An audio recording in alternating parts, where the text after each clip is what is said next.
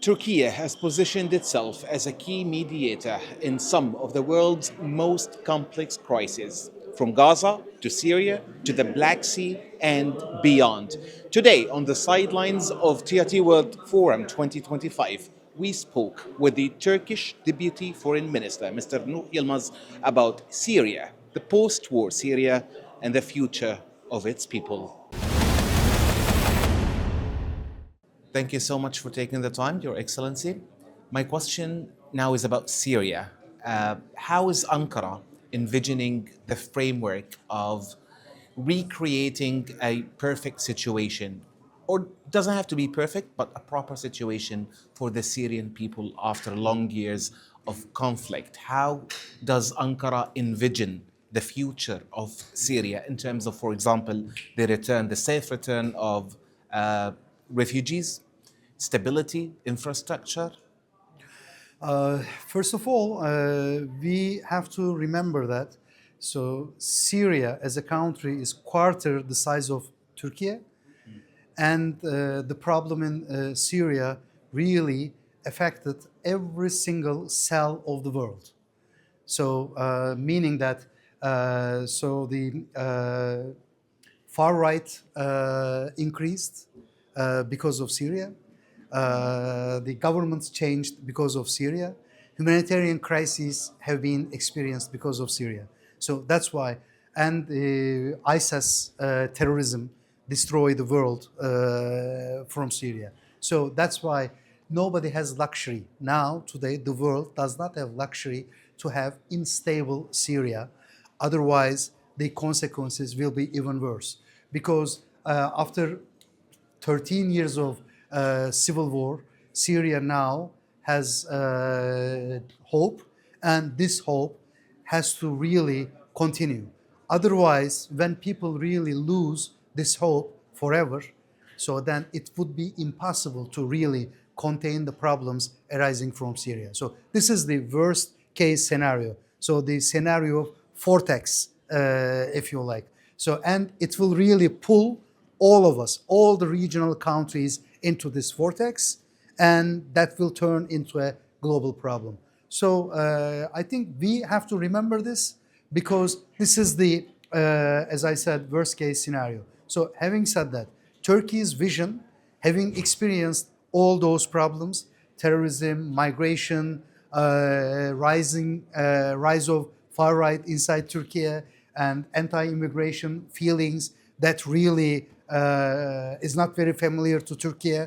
So we experienced all of these, and we don't want those things happen again. That's why our strategy for Syria is stability, security, and development. In order to achieve that, Turkey now mobilized almost all of the institutions that might have done something to help Syria really stand up and really create its own sovereignty. So as a person, I have been for the last year coordinator for the Turkish state's efforts in Syria. So when we get together, at least like 50 plus institutions get together. We all discuss our problems. We all discuss about the situation in Syria, and everybody puts their 5 cents into the discussion. So all our institutions, it's Marif Foundation, TIKA, Ministry of Agriculture, Ministry of Defense, but you can count in every single one of them. All of them has some kind of business in Syria, and they try their best to help state building, nation building efforts in Syria. So this is our policy. In terms of stability, in terms of security, so we offered in March, actually in the beginning of, right after the revolution, 8th of December, we brought together the regional countries in Jordan. We start discussing the security problems with all those related countries. And then we carried that discussion to European and Western partners. And then we met again in Cairo. And then we tried in Amman again. So we tried to create some kind of regional coordination mechanisms that would really satisfy the security needs of all the regional countries in order for them to be engaged with the problem and to provide more help in our efforts to provide security. We tried several of them. Some of them started, some of them continued, and some of them continuing in different formats. But the issue is we don't want to solve Syrian problem alone because it's beyond reach of any one single country.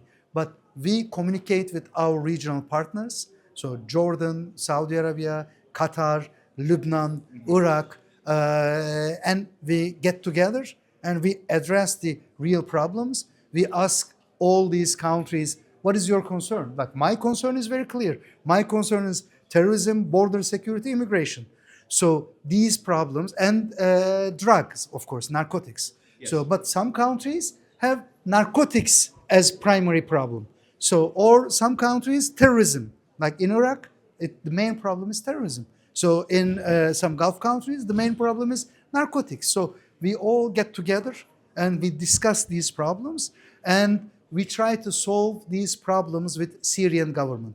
But in order to solve this problem, we need a strong and standalone state structure in Syria. That's why you have been supporting the new government in Syria. Exactly. But Your Excellency, you talked to me about a possible worst case scenario. What is the best case scenario that you predict? Best case scenario, of course, we may see Syria is a working nation state in a year or so. So then, look, I mean, you are asking for the best scenario. So yes. I think I am allowed to hope. So in that sense, at least we can contain the partition, the problem of partition. So all those terrorist organizations, PKK or some of those other political or terrorist groups that really try to split Syria into several pieces. So those issues has to be addressed and has to be solved.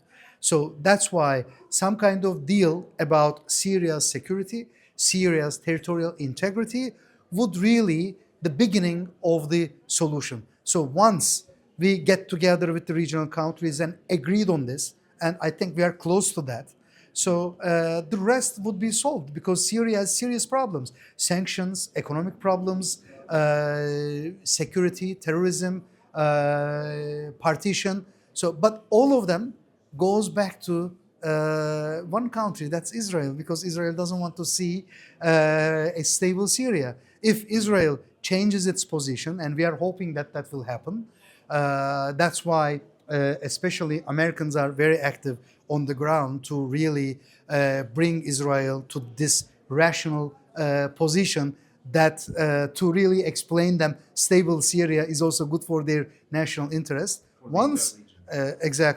Once this achieved, I think all the rest of the problems can be solved very easily because there is money, there is financial power in the region.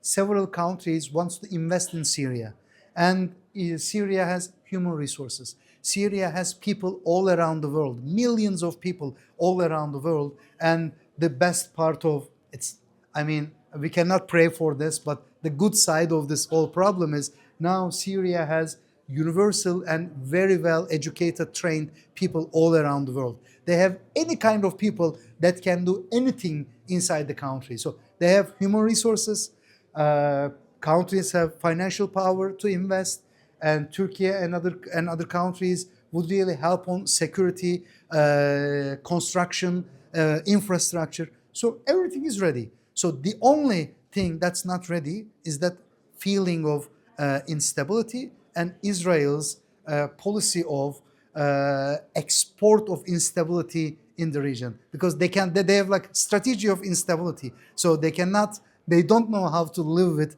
a stable country, so they need this kind of instability to retrospectively justify their own positions in the region.